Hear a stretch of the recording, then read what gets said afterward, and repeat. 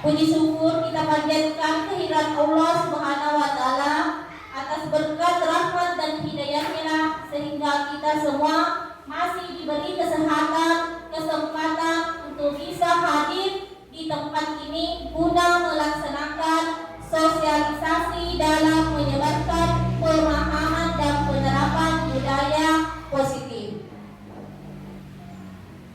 Nah, selanjutnya demi menghargai waktu, saya persilahkan kepada Bapak Kepala Sekolah untuk memberikan arahan. Kepada ini kami persilahkan dengan hormat. Terima kasih Ibu Moderator. Yang kami hormati Ibu CGP, Ibu Nurlina Amin, CGP Angkatan 9 Kabupaten Sope. Yang kami hormati Bapak Ibu rekan guru SDN 122 Kecek. Assalamualaikum warahmatullahi wabarakatuh. Alhamdulillahirabbil alamin wassalatu wassalamu ala asrofil anbiya'i wal mursalin sayyidina maulana Muhammadin amma ba'd. Puji syukur kita panjatkan kepada Allah Subhanahu wa taala atas limpah rahmatnya sehingga kita masih diberi kesehatan dan kesempatan untuk hadir di tempat ini dalam rangka sosialisasi dalam menyebarkan pemahaman dan penerapan budaya positif bagi anak yang berkaitan dengan tugas utama calon guru penggerak. Lalu pula salawat dan salam senantiasa tercurah kepada junjungan Nabi besar Muhammad SAW, Nabi sebagai uswatul hasanah bagi umat Islam. Ucapan terima kasih atas kedatangan rekan-rekan di tempat ini guna mensupport kegiatan yang dilakukan oleh Ibu Nurlina Amin sebagai salah satu kegiatan untuk mengikuti calon guru penggerak Angkatan 9 Kabupaten Sope. Ini sebuah kebanggaan tersendiri sebenarnya bagi sekolah. Dengan adanya kegiatan ini dapat menunjang kegiatan yang dilakukan oleh teman-teman guru karena adanya bimbingan dari fasilitator CGP yang dapat mengangkat budaya positif yang ada di sekolah kita. Otomatis dengan banyaknya kegiatan-kegiatan yang diikuti oleh Ibu Nurlina dapat diterapkan nantinya ke anak didik kita, terkhusus umumnya ke sekolah kita. Jadi mungkin itu saja yang dapat saya sampaikan. Mudah-mudahan kegiatan ini dapat berjalan lancar dan memudahkan kita semua. Lebih dan kurangnya mohon dimaafkan. Wabillahi taufiq wal hidayah. Wassalamualaikum warahmatullahi wabarakatuh. Terima kasih atas itulah tadi arahan dari Bapak Kepala Sekolah SDN 122 Kecek. Kami ucapkan banyak terima kasih. Selanjutnya kami persilahkan kepada Ibu Nurlina Amin untuk memaparkan materinya di mana ia sebagai CGP Angkatan 9 Kabupaten Sope. Dengan ini kami persilahkan.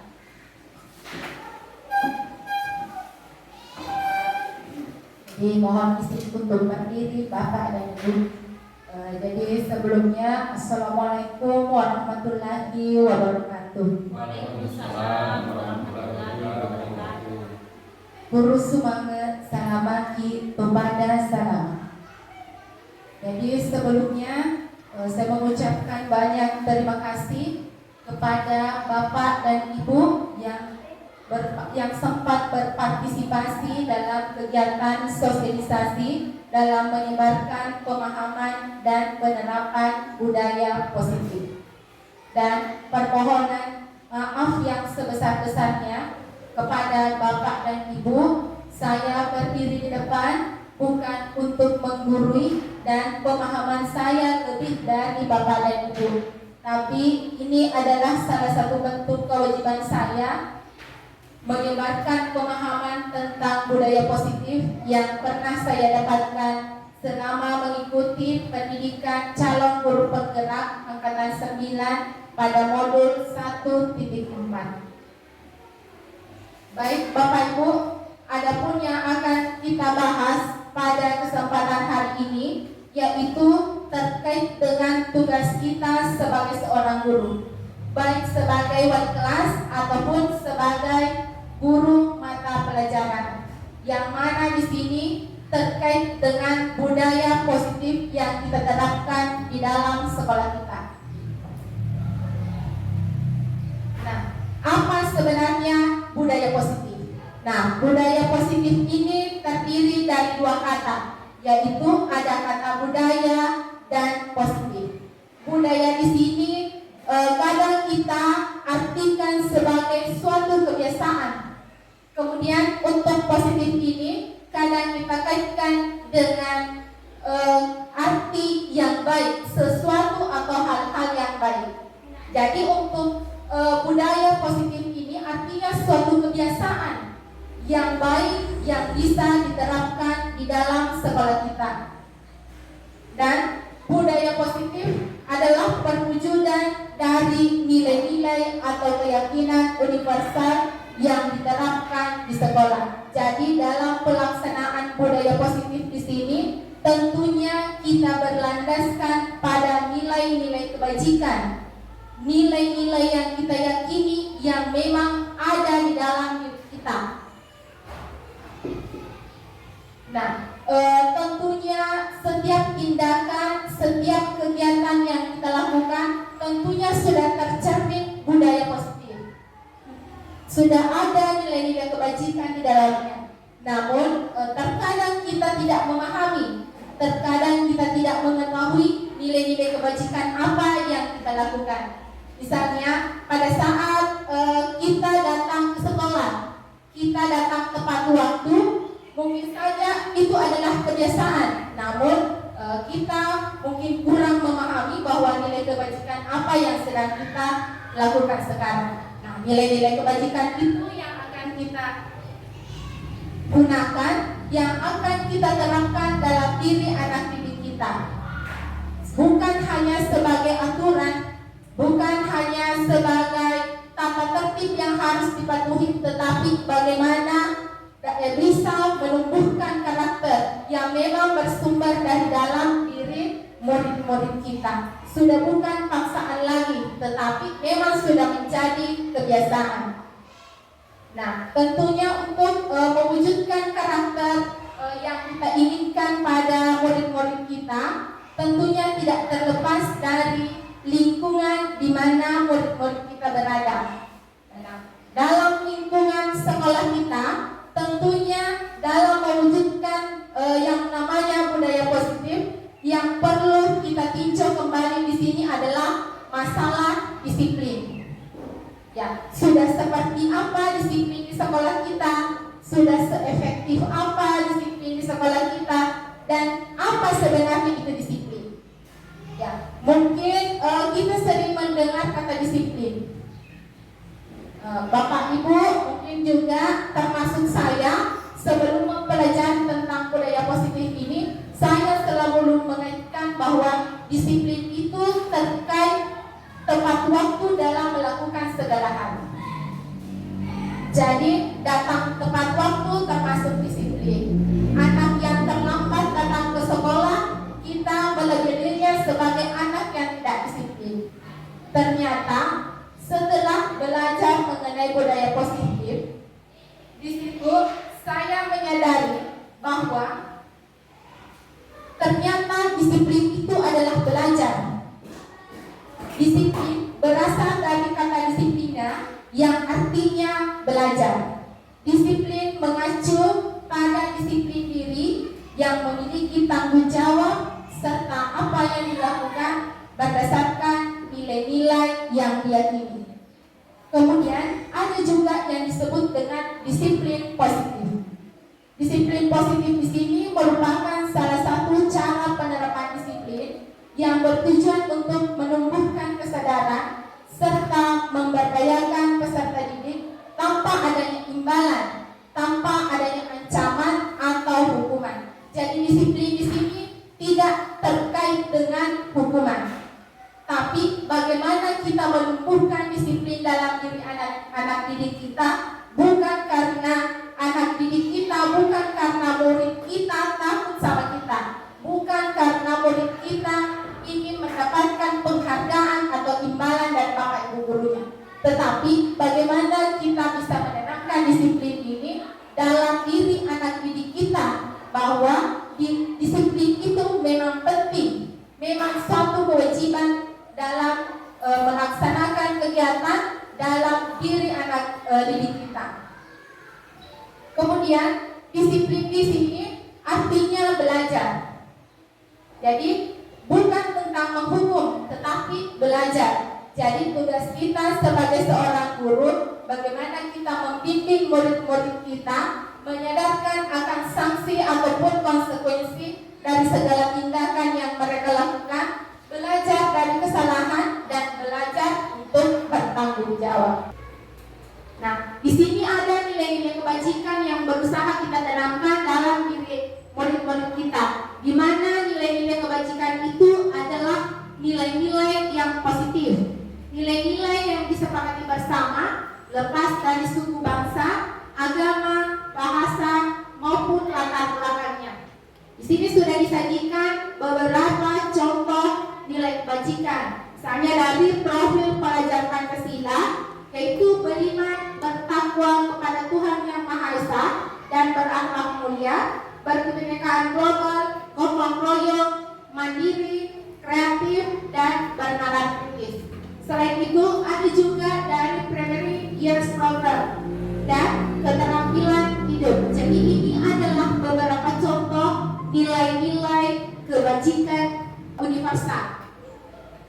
Jadi Bapak Ibu, sebelum kita menanamkan nilai-nilai kebajikan dalam diri murid-murid kita, yang penting kita pahami bahwa apa yang ingin kita tanamkan, apa yang ingin kita tanamkan itu harusnya kita yang harus memulai. Karena kita sebagai seorang pendidik, sebagai seorang guru, kita memberikan contoh teladan kepada murid-murid kita.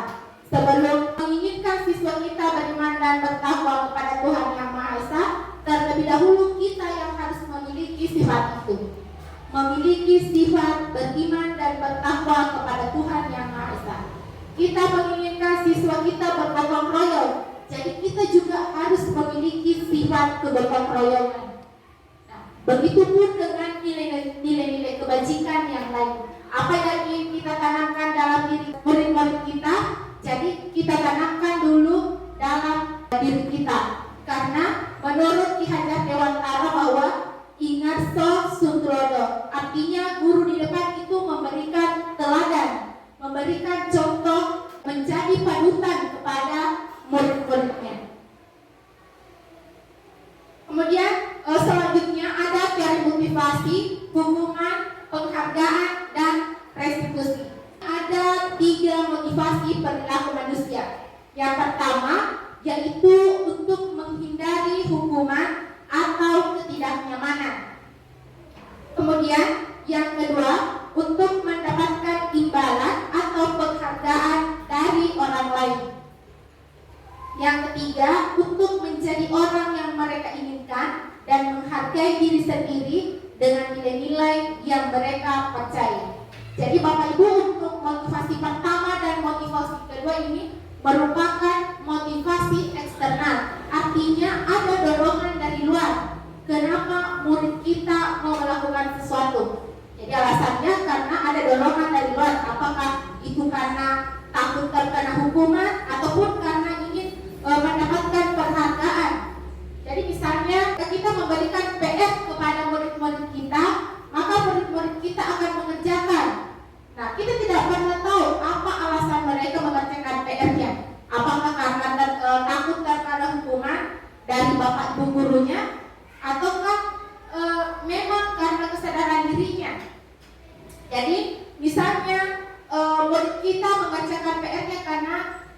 takut terkena hukuman, berarti itu ada motivasi eksternal. Kemudian apabila mengerjakan PR-nya karena ingin mendapatkan penghargaan, misalnya si A anak yang pandai, si A anak yang rajin karena selalu mengerjakan PR, berarti itu ada dorongan dari luar. Namun yang kita harapkan di sini bagaimana membangun kesadaran murid-murid kita bahwa motivasi untuk mengerjakan PR itu memang motivasi dalam dirinya, dan menyadari bahwa ketika mengerjakan PR ada nilai kebajikan di dalamnya, yaitu tanggung jawab. Jadi menyadari tanggung jawabnya sebagai seorang siswa. Nah, di sini untuk hukuman dan konsekuensi, di sini terdapat perbedaan antara hukuman dan konsekuensi. Namun kita terkadang tidak bisa membedakan yang mana sebenarnya hukuman dan yang mana sebenarnya konsekuensi. Jadi Bapak Ibu, untuk hukuman itu sendiri biasanya diberikan secara tiba-tiba. Kemudian untuk konsekuensi di sini sudah ada kesepakatan sebelumnya antara guru dengan siswa tentang apa yang dilanggar dan apa konsekuensinya. Kalau hukuman, misalnya pada saat siswa kita terlambat datang ke sekolah, kita langsung menegur dan menyuruhnya untuk lari mengelilingi lapangan. Padahal ini belum ada kesepakatan. Tapi apabila konsekuensi memang sudah ada kesepakatan, apabila murid kita terlambat, konsekuensi apa yang akan diterimanya. Kemudian hukuman itu bersifat paksaan. Artinya di sini hanya terjadi satu arah. Guru sebagai pemberi hukuman dan murid sebagai orang yang menerima hukuman. Kemudian kalau untuk konsekuensi itu ada stimulus dan ada tanggapan. Sama seperti yang saya katakan tadi bahwa sudah ada kesepakatan. Jadi ketika melakukan pelanggaran, guru akan mengingatkan tentang konsekuensi yang akan diterima ketika melakukan pelanggaran. Kemudian untuk hukuman, anak belajar untuk menyembunyikan kesalahannya. Jadi terkadang kita dapat ini juga dalam murid-murid kita, ketika mereka melakukan kesalahan, kemudian kita tanya, terkadang mereka tidak berkata jujur. Dalam tanda kutip di sini mereka berbohong.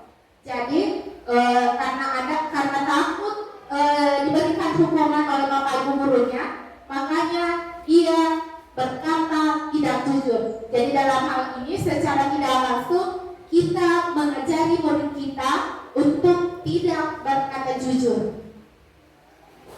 Nah, sedangkan untuk konsekuensi sendiri di sini yaitu anak belajar untuk mematuhi peraturan, karena memang sudah mengetahui konsekuensinya apabila tidak mematuhi aturan yang telah disepakati sebelumnya. Jadi Bapak Ibu, di sini ada 7 tindakan guru. Kemudian kita akan menentukan yang mana di sini sebagai hukuman dan yang mana sebagai konsekuensi. Jadi Bapak Ibu, di situ di depan sudah ada tindakan guru, yaitu mencatat 100 kali dalam buku kalimat "saya tidak akan terlambat lagi" karena terlambat ke sekolah. Ini termasuk hukuman atau konsekuensi Bapak Ibu? Termasuk hukuman.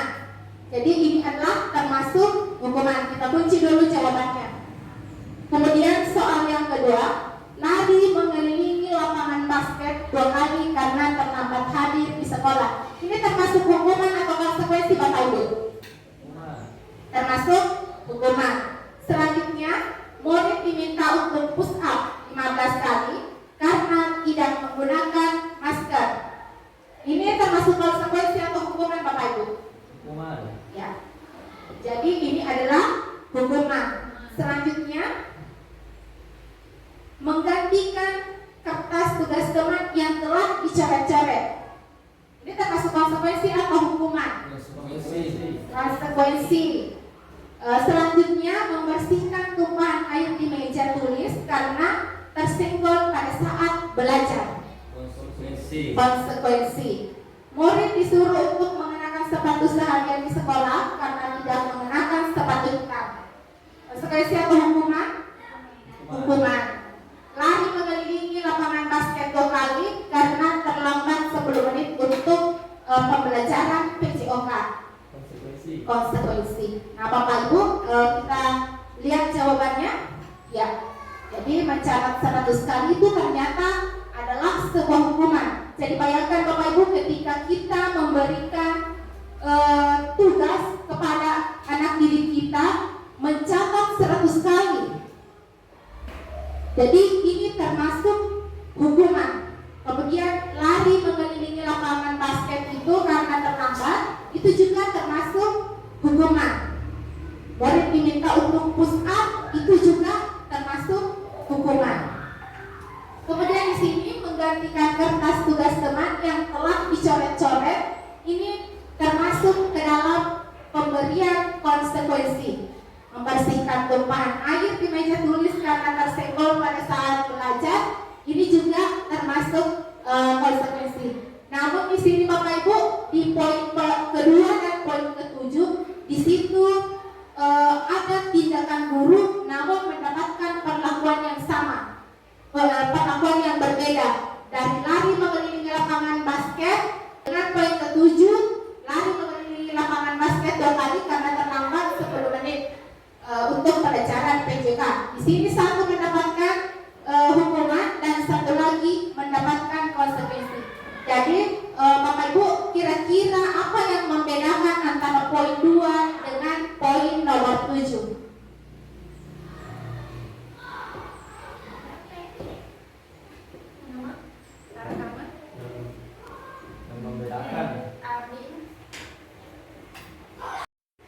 Terima kasih atas kesempatan yang diberikan. Adapun perbedaan yang saya lihat, memang sama-sama diberi hukuman, tapi pada poin ketujuh ada hubungan antara tindakan yang diberikan kepada siswa, karena di poin ketujuh itu memang pada pelajaran PJOK, sedangkan di poin sebelumnya itu hanya karena tidak menggunakan masker ke sekolah. Terima kasih.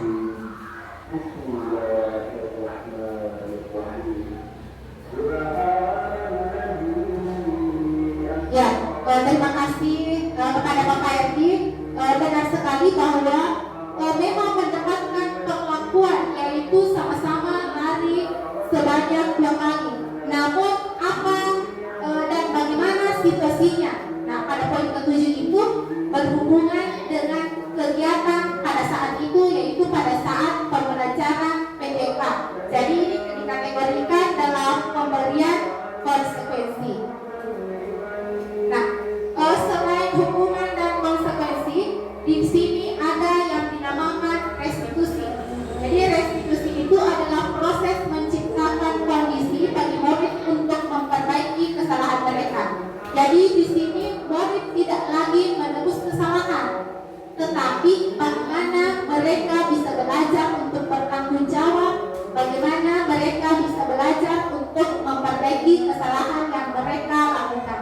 Namun yang diharapkan diterapkan di dalam sekolah kita ini dan diharapkan menjadi budaya, yaitu pemberian restitusi.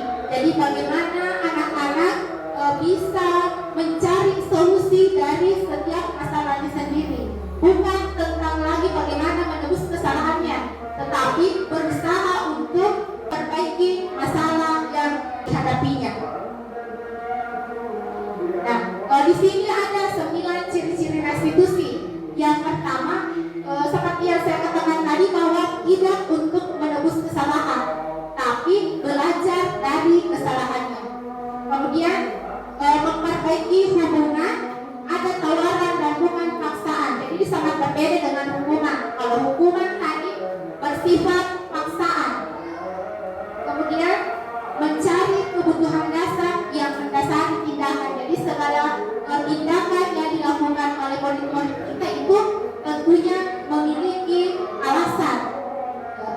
Jadi kita tidak bisa langsung menabeli murid kita sebagai si A orangnya seperti ini, si B orangnya seperti ini, tanpa kita tahu alasan mereka berbuat demikian.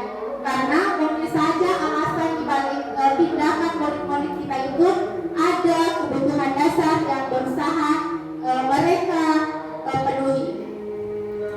Kemudian restitusi di situ ada menanyakan kembali keyakinan. Jadi dalam menanyakan keyakinan ini kembali pada keyakinan kelas yang telah dibuat bersama murid-murid kita. Keyakinan kelas yang dibuat di sini berdasarkan nilai-nilai kebajikan yang telah disepakati sebelumnya.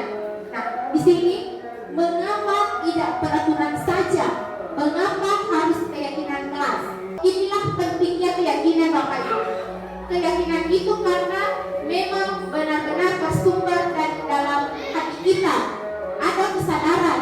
Jadi meskipun sekian banyak peraturan yang tertulis, ketika itu tidak menjadi kesadaran kita, itu juga tidak bisa kita laksanakan. Buat apa banyak peraturan kalau kita tidak meyakini nilai-nilai kebajikan yang ada dalam aturan-aturan itu? Karena untuk mendukung motivasi intrinsik, kembali ke nilai-nilai keyakinan lebih menggerakkan seseorang dibandingkan mengikuti serangkaian peraturan-peraturan yang tertulis. Nah, di sini Bapak Ibu untuk pembentukan keyakinan kelas, di sini yang pertama yaitu kita melakukan curah pendapat dengan murid-murid kita. Apa yang mereka inginkan tentang kelas mereka, apa yang mereka inginkan tentang suasana yang ada di dalam kegiatan pembelajaran yang kita lakukan. Kemudian dibuat dalam pernyataan positif. Jadi pada saat melakukan curah pendapat, terkadang ada siswa kita yang mengungkapkan pernyataan ataupun aturan dengan kalimat negatif. Misalnya saja tidak terlambat ke sekolah. Jadi adanya kata tidak itu menunjukkan bahwa kalimat itu adalah kalimat negatif. Nah, disinilah kita harus merubah kalimat negatif itu menjadi kalimat positif. Dan kalimat tidak datang terlambat ke sekolah ini diubah menjadi datang tepat waktu. Kita akan menggali nilai-nilai positif, nilai-nilai kebajikan apa yang tertuang dalam datang tepat waktu. Kira-kira Bapak Ibu nilai kebajikan apa yang tertuang dalam datang tepat waktu? Disiplin. Ya, jadi disiplin inilah yang akan kita usahakan, akan kita tanamkan dalam diri murid-murid kita melalui keyakinan kelas. Karena keyakinan kelas ini lahir dari nilai-nilai kebajikan universal, nilai-nilai yang baik yang kita yakini. Nah, selanjutnya Bapak Ibu, kebutuhan dasar manusia itu sendiri. Jadi di sini ada yang namanya kebutuhan dasar. Kebutuhan dasar manusia adalah segala sesuatu yang kita lakukan untuk mendapatkan apa yang kita inginkan. Jadi kalau kebutuhan dasar, semua yang kita lakukan untuk memenuhi kebutuhan dasar kita, termasuk murid-murid kita, segala tindakannya ini saja dalam rangka memenuhi kebutuhan dasarnya. Di sini ada 5 kebutuhan dasar manusia, yaitu yang pertama bertahan hidup. Jadi bagaimana makan, memenuhi untuk kebutuhan berpakaian, tempat tinggal, keamanan, dan juga kesehatan. Kemudian ada juga kasih sayang dan rasa diterima. Ada penguasaan, kebebasan, kesenangan. Nah, untuk kesenangan ini sendiri, mungkin Bapak Ibu terkadang kita mengajar, ada siswa kita yang terkadang acuh tidak acuh dalam kegiatan belajar. Mungkin ada yang kurang bersemangat. Karena apa? Mungkin karena ada salah satu kebutuhan dasarnya yang berusaha mereka penuhi, yaitu kebebasan. Jadi Bapak Ibu, di sini dalam pembelajaran, apalagi di usia SD, usia remaja, biasanya kita menyelipkan permainan di dalam pembelajaran.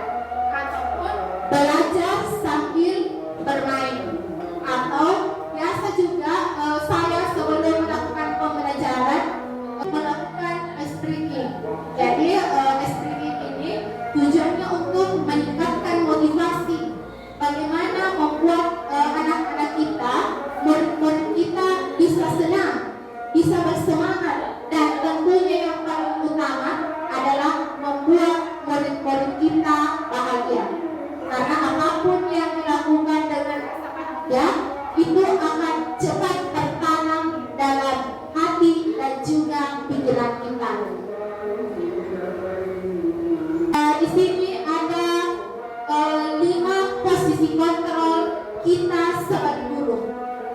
Nah, sebelum saya mendapatkan materi tentang posisi 5 kontrol, ternyata setelah saya merefleksikan diri, ternyata ada banyak kesalahan-kesalahan yang pernah saya lakukan terkait pemberian tindakan kepada murid-murid kita. Nah, di sini ada 5 posisi kontrol. Yang pertama yaitu sebagai penghukum. Yang kedua, membuat rasa bersalah. Ketiga, sebagai teman. Keempat, pemantau, dan yang terakhir sebagai manajer. Nah, untuk posisi sebagai penghukum. Nah, di sini guru biasanya berbuat kadang menghardik ataupun menunjuk-nunjuk, menyakiti, bahkan menyindir. Kemudian di sini dampaknya pada murid-murid yaitu bersifat jangka pendek. Jadi di sini murid hanya akan berhenti pada saat itu juga, namun akan tetap melakukan kesalahan yang sama. Kemudian untuk membuat rasa bersalah, di sini posisi kontrol yang kedua, membuat rasa bersalah. Di sini penekanan terhadap kekecewaan yang guru alami.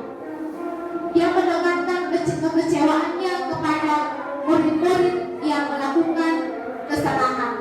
Nah, ini menyebabkan murid biasanya rendah diri. Selanjutnya, posisi kontrol sebagai seorang teman. Nah, di sini guru menempatkan diri sebagai seorang teman kepada murid-muridnya. Jadi biasanya di sini ketika guru menempatkan diri sebagai teman, itu akan menimbulkan ketergantungan murid kepada gurunya. Jadi biasa kalau ada guru yang telah masuk dalam mengajar, wali kelas yang tidak masuk mengajar, kemudian ada guru yang menggantikan. Terkadang ada murid yang menganggap bahwa guru A lebih baik daripada guru B. Jadi itu sebagai guru itu juga harus membatasi diri sebagai posisi kontrol teman. Kemudian yang keempat yaitu sebagai pemantau. Jadi kalau untuk pemantau di sini biasanya menekankan pada peraturan-peraturan yang telah dibuatnya. Biasanya selalu berdasar pada aturan. Misalnya si A melanggar, apa konsekuensinya? Si A mendapatkan prestasi, bagaimana bentuk penghargaannya? Jadi ada hukum, ada konsekuensi, ada reward. Kemudian yang kelima sebagai manajer. Nah, ini yang kita paham Bapak Ibu untuk posisi kontrol sebagai manajer. Jadi untuk posisi manajer ini, bagaimana kita bisa membimbing murid-murid kita. Kita bisa mengetahui alasan-alasan dari murid-murid kita. Tidak lagi mengatakan bahwa si A ini anak yang seperti ini, B anak yang seperti ini. Tapi bagaimana kita mengetahui alasan dari murid-murid kita melakukan tindakan-tindakan yang mereka lakukan. Apa alasannya? Apa solusi yang bisa diberikan? Jadi Bapak Ibu, di depan sudah ada pernyataan tentang posisi kontrol sebagai guru. Yang pertama di situ, saya kecewa sekali dengan kamu. Kira-kira siapa yang mengatakannya? Membuat rasa bersalah. Ya, membuat rasa bersalah. Kita kunci dulu Bapak Ibu. Nah, selanjutnya kamu tidak pernah benar melakukannya. Ya, sebagai penghukum. Kemudian untuk pernyataan ketiga, ayolah lakukan demi ibu sebagai teman. Apakah kamu mau mendapatkan stiker bintang hari ini? sebagai pemantau. Dan bagaimana kamu bisa menyelesaikan masalah ini? Ini sebagai manajer. Selanjutnya, kamu selalu yang paling terakhir. Ini sebagai penghukum. Kita lihat Bapak Ibu. Ya. Jadi di sini ada sebagai pembuat orang merasa bersalah, penghukum, teman, pemantau, dan manajer. Yang terakhir itu sebagai penghukum. Nah, di sini Bapak Ibu ada video akan saya tampilkan mengenai posisi kontrol sebagai seorang guru.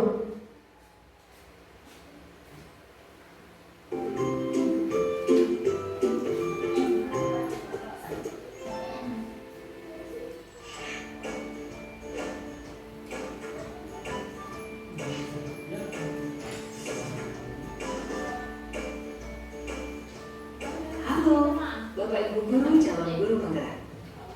Video ini akan menampilkan 5 adegan interaksi guru dan murid. Silakan menonton dan merefleksikannya.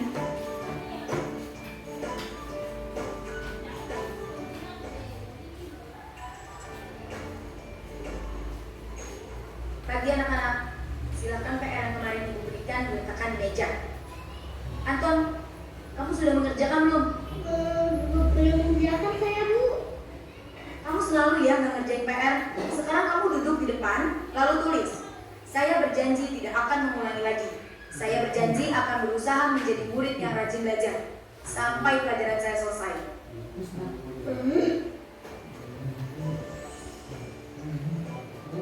Pagi anak-anak, hari ini ada tugas ya. Ada yang belum mengerjakan? Anton, kamu sudah mengerjakan? Belum, Pak. Kamu nggak kerjain tugas ya? Kamu mau jadi apa nanti? Kamu lihat sekolah nggak sih? Coba bayangkan orang tuamu betapa kecewanya sama kamu. Kamu itu sudah kelas 5. Harusnya bertanggung jawab sama dirimu sendiri. Maaf, Bu, saya terlambat. Ya udah, nanti jangan diulangi lagi ya. Kalau kamu rajin, Ibu senang lihatnya. Ya, lain kali tepat waktu ya masuknya. Kelas dulu dong. Kita kan teman. Wah, jadi kalau aku terlambat lagi, apa ya?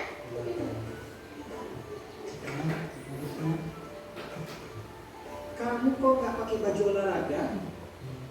Bapak catat, kamu sudah 3 kali loh gak ikut olahraga bulan ini. Iya, Pak. Udah 3 kali berarti saya. Pak.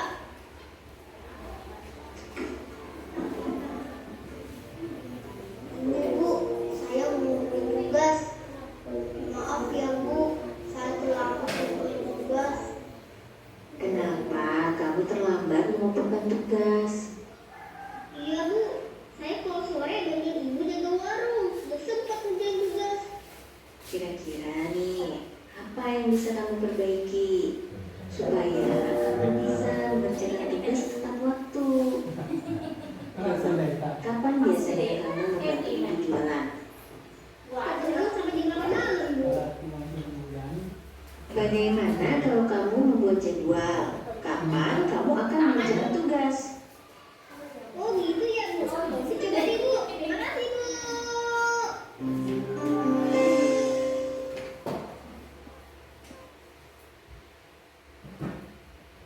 Ya, itulah tadi video tentang posisi kontrol sebagai seorang guru.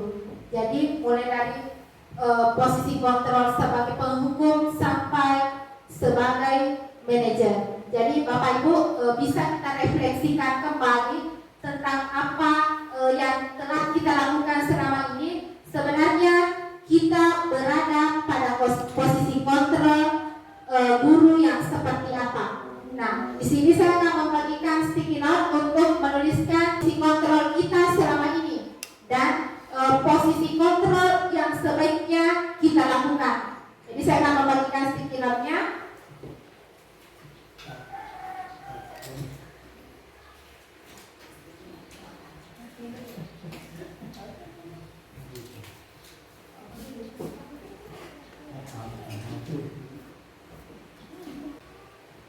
Sudah? Kalau sudah bisa ditempelkan di depan. Ya.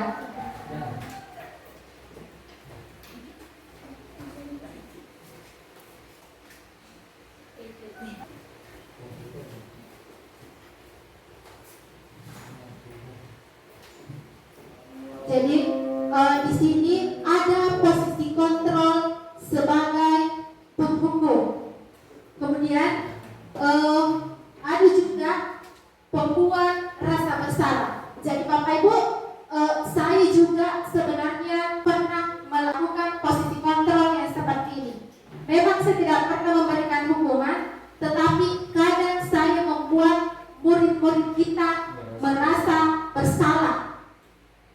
Jadi saya menekankan kekecewaan saya terhadap murid-murid. Tapi setelah saya memahami tentang posisi kontrol sebagai guru, saya berupaya bagaimana bisa menerapkan posisi kontrol sebagai seorang manajer. Tidak lagi menjadi penghukum, tidak lagi menjadi pembuat rasa bersalah. Karena sebagai manajer, kita bisa membimbing siswa dalam memahami suatu masalah dan mencari solusi tentang masalah murid-murid kita. Dan selanjutnya sebagai manajer, ketika menghadapi murid melakukan kesalahan, maka tindakan yang seharusnya dilakukan yaitu melakukan segitiga restitusi. Jadi segitiga restitusi ini ketika kita mendapati murid-murid kita melakukan kesalahan. Jadi adapun langkah-langkah dalam segitiga restitusi ini, yang pertama yaitu menstabilkan identitas. Kemudian yang kedua yaitu validasi kebutuhan atau validasi tindakan yang salah. Kemudian yang ketiga, menanyakan keyakinan. Jadi Bapak Ibu, untuk menanyakan keyakinan di sini kita kembali lagi kepada keyakinan kelas yang pernah kita sepakati bersama dengan murid-murid kita di kelas. Nah, untuk menstabilkan identitas, yang pertama yaitu untuk membuat anak yang merasa gagal karena berbuat salah menjadi positif terhadap dirinya. Jadi misalnya ada siswa kita yang datang terlambat.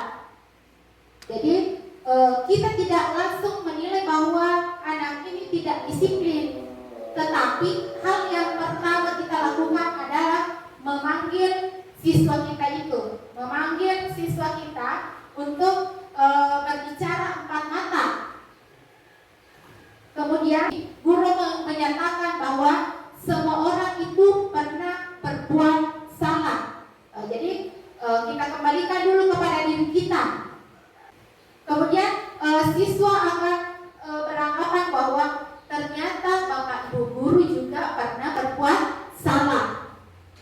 Jadi tapi kita berikan lagi penekanan bahwa kesalahan yang kita lakukan itu harus diperbaiki, bukan kesalahan yang tinggal kesalahan, tapi kita berusaha mencari solusi terhadap kesalahan ataupun tindakan yang kita lakukan. Kemudian selanjutnya validasi kebutuhan atau validasi tindakan yang salah. Jadi di sini membantu murid mengenali kebutuhan dasar yang ingin dipenuhi ketika melakukan kesalahan itu. Jadi pada tahap ini kita menanyakan alasan murid-murid kita melakukan kesalahan. Misalnya pada saat terlambat tadi, kita tanyakan apa alasannya, kenapa bisa terlambat. Mungkin saja pada saat terlambat itu misalnya dia sedang membantu ibunya, ataukah sedang menjaga ibunya yang sedang sakit. Jadi di sini kita tidak bisa langsung menilai anak tanpa mengetahui alasan melakukan tindakan.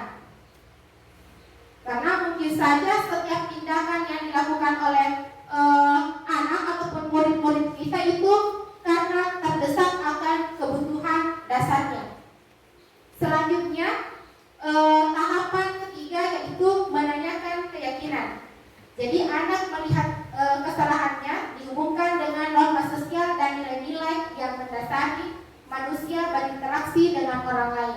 Jadi pada tahap ketiga ini kita kembali menanyakan keyakinan yang pernah dibuat ataupun disepakati di dalam kelas, yaitu keyakinan kelasnya. Nilai-nilai apa yang dilanggar ketika datang terlambat ke sekolah? Misalnya disiplin. Jadi kita kembalikan dulu keyakinannya.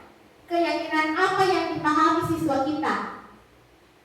Dan di sini kita akan membimbing siswa kita untuk mencari solusi dari masalah ataupun kesalahan yang mereka lakukan. Misalnya saja pada saat datang terlambat, misalnya membantu orang tuanya. Kira-kira apa yang bisa dilakukan sebelumnya itu supaya siswa kita ini tidak terlambat datang ke sekolah. Nah, selanjutnya Bapak Ibu, di sini saya memiliki video tentang penerapan segitiga restitusi di sekolah.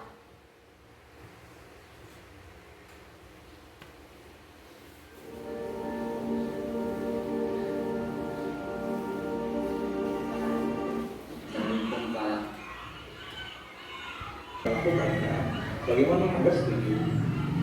Pak, terima kasih atas kesempatannya Pak. Saya tidak akan mengecewakan Bapak lagi. Ya, jadi Bapak Ibu, tadi sudah ada penayangan video tentang penerapan segitiga restitusi. Jadi bagaimana kita menstabilkan identitas, bagaimana kita memvalidasi kebutuhan ataupun memvalidasi tindakan yang salah, dan bagaimana kita kembali menanyakan keyakinan murid-murid kita. Nah, di sini saya berharap Bapak Ibu dalam menghadapi murid-murid kita yang berbuat kesalahan, sebaiknya menerapkan segitiga restitusi dalam penyelesaian masalah tersebut. Karena di sini dalam penerapan segitiga restitusi, di sini kita membantu murid-murid kita untuk mencari solusi ataupun jalan keluar dari masalah yang mereka hadapi. Jadi Bapak Ibu, menumbuhkan disiplin itu memang sulit, tetapi ini harus dilakukan terus-menerus. Kita tidak bosan-bosan. Kita tidak bosan-bosan dalam melakukan pembiasaan disiplin di sekolah kita, karena disiplin itu adalah langkah awal dalam mewujudkan budaya positif di sekolah kita. Jadi disiplin itu memang perlu kesabaran, memang perlu waktu yang cukup lama untuk menerapkan disiplin. Dan semoga disiplin yang kita tanamkan pada diri anak-anak didik kita bukan lagi menjadi sebuah paksaan ataupun aturan-aturan yang harus mereka patuhi, tetapi bagaimana mereka bisa meyakini nilai-nilai kebajikan yang ada di dalamnya, kemudian melaksanakan secara sadar, karena memang ada kesadaran dari dalam dirinya untuk melaksanakan nilai-nilai kebajikan tersebut. Karena dalam pelaksanaan budaya positif di sekolah kita itu merupakan salah satu langkah awal untuk mewujudkan apa yang kita cita-citakan, apa yang menjadi visi kita, mewujudkan generasi unggul dan berkarakter sesuai profil pelajar Pancasila. Jadi semoga kita bisa mewujudkan budaya positif dan janganlah kita bosan-bosannya untuk terus membimbing murid-murid kita, membimbing anak-anak kita untuk membentuk karakternya yang lebih baik lagi. Jadi mungkin cukup sekian dari saya. Wabillahi taufiq wal hidayah. Assalamualaikum warahmatullahi wabarakatuh. Saya kembalikan kepada moderator.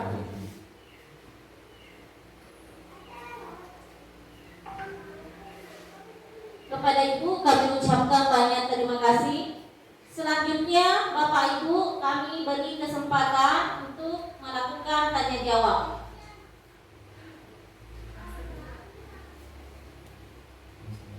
Tidak ada? Ya. Sekarang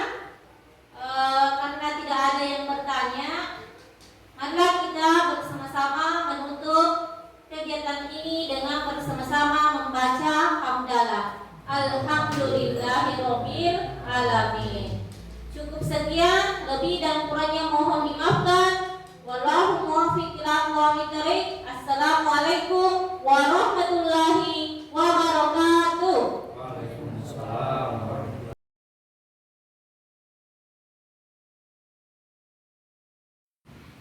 Assalamualaikum warahmatullahi wabarakatuh. Waalaikumsalam warahmatullahi wabarakatuh. Gimana kabarnya hari ini?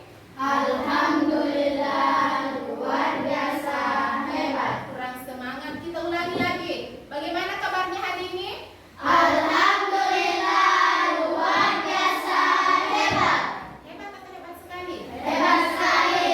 Hebat sekali. Jadi pada pagi hari ini kita akan membuat yang namanya keyakinan kelas.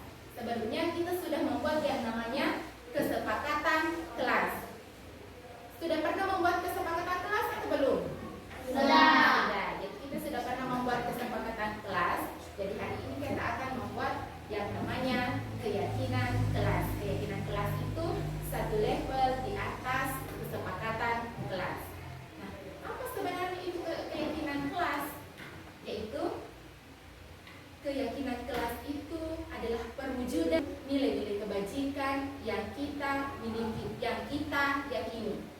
Jadi kita nanti akan secara bersama-sama untuk membuat keyakinan kelas dan kita pertanggungjawabkan bersama melaksanakan nilai-nilai yang telah kita yakini. Jadi mulai dari yang namanya peraturan, mulai dari kesepakatan kelas dan keyakinan kelas itu dapat mewujudkan budaya positif di dalam sekolah kita. Nah, apa itu budaya positif? Nah, pernah tidak Ananda lewat di depan bapak atau ibu gurunya? Pernah. Nah, apa yang Ananda lakukan ketika lewat di depan bapak atau ibu gurunya? Meminta permisi. Apa? Meminta permisi. Kemudian apa yang kita biasa ucapkan di situ? Abe. Bagaimana posisi badan kita? Membungkuk. Apakah kita disuruh? Tidak. Kenapa kita melakukan secara naluri? Karena itu sudah menjadi kebiasaan kita. Itu sudah tertanam dalam diri kita. Tanpa disuruh pun bahwa katakan tabe. Kita sudah melaksanakan yang namanya menghormati kita, menghormati orang lain dengan mengatakan tabe. Nah, sekarang saya tanya dulu, ketika kita mengatakan tabe, ketika kita mengatakan permisi, kira-kira nilai apa yang muncul di situ? Sikap kita, yaitu sopan. Selain sopan, menghormati orang lain. Jadi itu adalah nilai kebajikan, nilai yang baik. Jadi apabila ini kita budayakan, maka apa yang kita cita-citakan, apa yang akan kita impikan, itu bisa diwujudkan. Nah, sekarang dalam membuat keyakinan kelas di sini, Ananda nanti akan mengungkapkan apa yang Ananda inginkan tentang kelas kita. Kita akan melakukan curah pendapat tentang kelas yang kita inginkan. Apa yang Ananda inginkan tentang pembelajaran di kelas, atau apa yang Ananda inginkan tentang kelas kita. Nah, saya kasih contoh dulu. Misalnya kita menginginkan datang tepat waktu. Ya, kita menginginkan tepat waktu. Selain menginginkan datang tepat waktu, apa lagi? Apa? Kelas yang bersih. Kelas yang bersih. Apa yang kita lakukan supaya kelas kita bersih? Membersihkan secara bersama-sama. Kemudian apa lagi? Meminta izin saat ingin keluar kelas. Jadi itu adalah contoh kelas yang kita inginkan. Jadi Ananda nanti tugasnya di sini masing-masing orang akan menulis Gimana? Sudah paham? Paham. Paham? Paham. Ini saya bagikan dulu.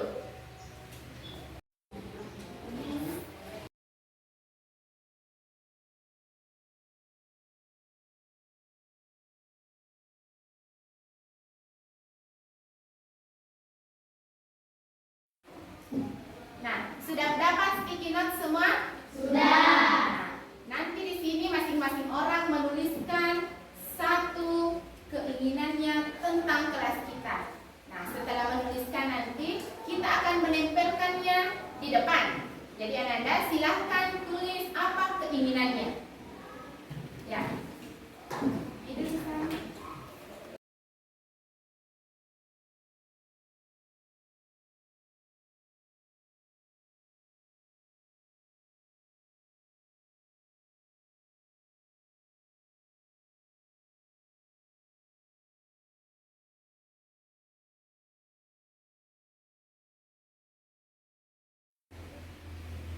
Sudah ditulis semua? Sudah. Sudah?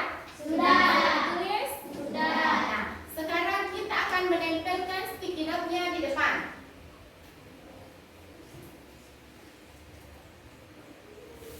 Ya. Sekarang kita tempelkan sticky note-nya mulai dari sini, berbaris yang rapi untuk menempelkan sticky note-nya di depan. Ya, bisa dimulai dari Ian. Ada tanda tangan.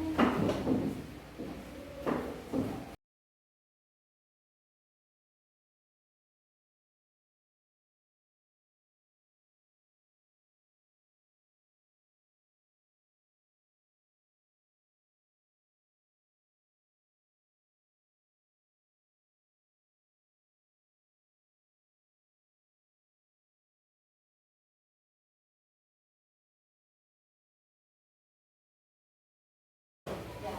Jadi kita perhatikan dulu di sini ada tidak menyontek saat ulangan, kemudian tidak mengerjakan PR di sekolah, datang tepat waktu, meminta izin saat ingin keluar, tidak mengerjakan PR di sekolah, menginginkan kelas yang bersih. Nah, sekarang kita kelompokkan dulu.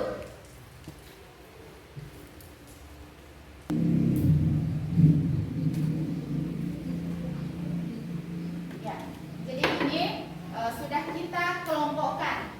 Di sini tidak mengerjakan PR di sekolah. Tidak mengerjakan PR itu kalimat positif atau negatif? Negatif. Negatif. Jadi kalimat positif yang sudah Ananda tulis di sini akan kita ubah menjadi kalimat positif. Jadi tidak mengerjakan PR di sekolah. Jadi kalau tidak mengerjakan PR di sekolah, kalimat positifnya apa? Mengerjakan PR di rumah. Satu orang angkat tangannya. Rara? Mengerjakan PR di rumah. Mengerjakan PR di rumah. Kemudian untuk yang kedua, tidak menyontek saat ulangan. Kira-kira apa kalimat positifnya? Mengerjakan ulangan mandiri. Satu orang angkat tangannya. Apra? Mengerjakan PR secara mandiri. Mengerjakan ulangan secara mandiri. Kemudian tidak terlambat ke sekolah. Nah, apa kalimat positifnya? Datang ke sekolah. Ajukan tangannya. Ada Datang ke sekolah sewaktu. datang ke sekolah tepat waktu. Membersihkan kelas.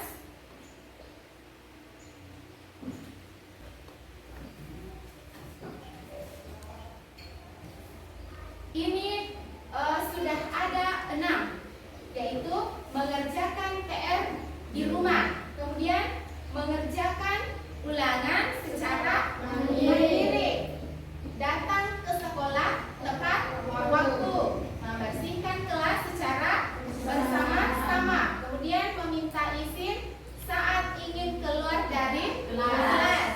Yang keenam, mengangkat tangan ketika ingin bertanya. Nah, sekarang di sini sudah ada 6 poin tentang aturan ataupun keinginan kita tentang kelas kita. Jadi mulai dari mengerjakan PR di rumah. dan nilai apa, nilai-nilai kebajikan apa yang ada ketika kita mengerjakan PR di rumah. Disiplin.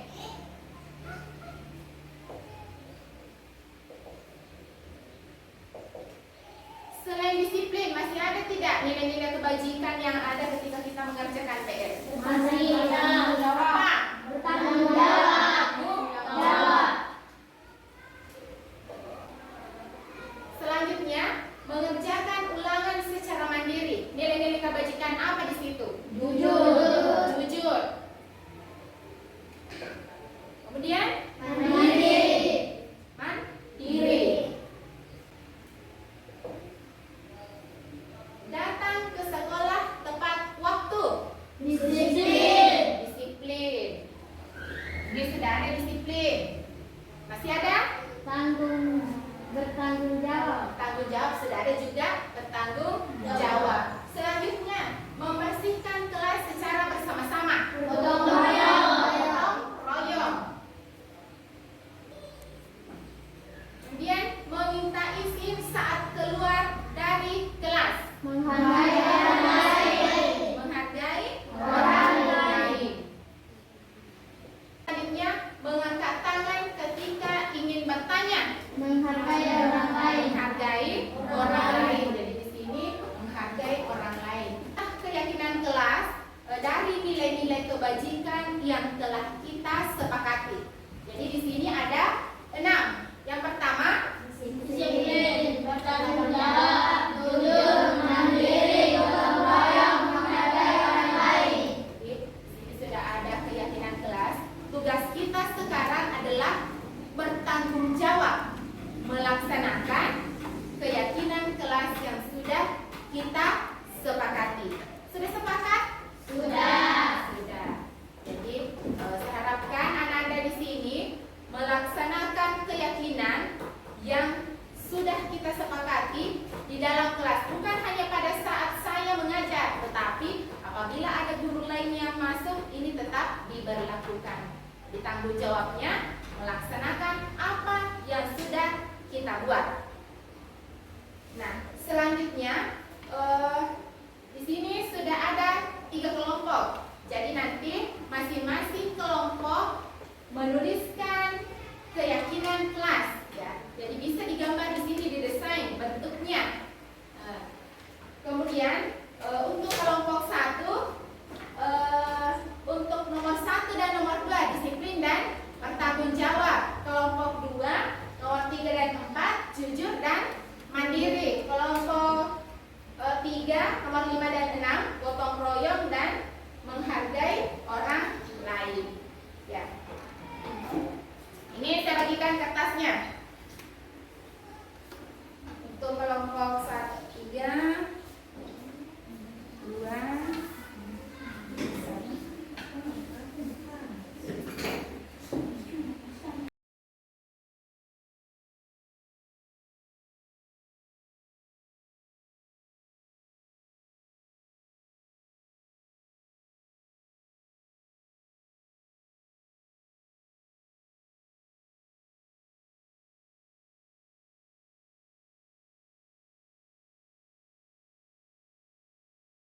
sudah selesai? Nah, sekarang kita akan menempelkan keyakinan kelas yang sudah kita buat di depan. Nah, masing-masing kelompok menempelkan keyakinan kelasnya dimulai dari kelompok 1.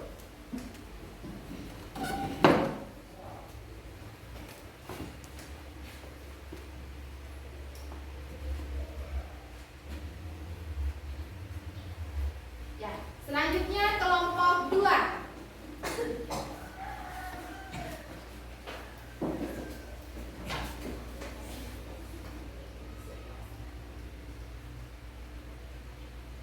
Selanjutnya kelompok 3. Ya.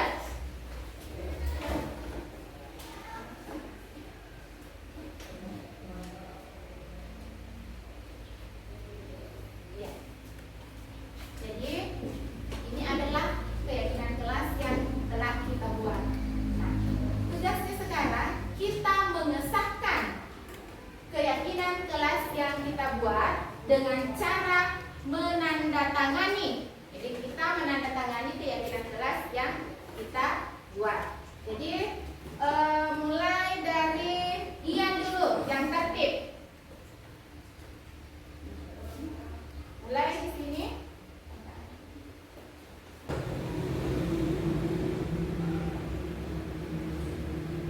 Ya, selanjutnya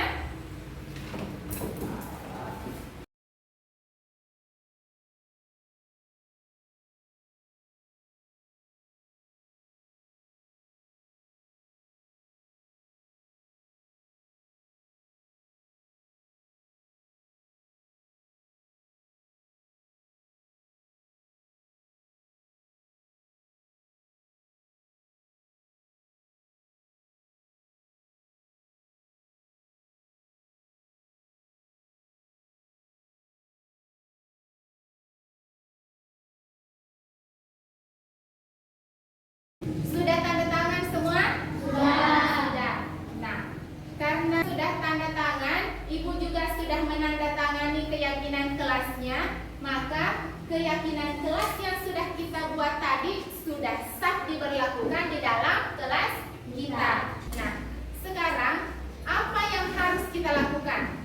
Melaksanakan. Jadi, melaksanakan keyakinan kelas yang telah kita buat. Tanggung jawab kita karena kita bersama-sama telah membuat, telah menyepakati dan telah menandatangani keyakinan kelas. Jadi semoga keyakinan, nilai-nilai kebajikan yang ada di dalam kelas kita dapat kita terapkan menjadi suatu kebiasaan, menjadi budaya, bukan hanya di kelas tetapi di dalam lingkungan sekolah kita. Nah, sekarang bagaimana perasaannya setelah membuat keyakinan kelas? Senang. Senang. Apa lagi? Mengetahui nilai-nilai kebajikan. Dapat mengetahui Nilai-nilai kebajikan. Masih semangat? Masih. Ya, luar biasa sekali. Jadi ini adalah nilai keyakinan kelas. Jadi untuk keyakinan kelas, Ibu rasa sudah cukup. Jadi terima kasih kepada anak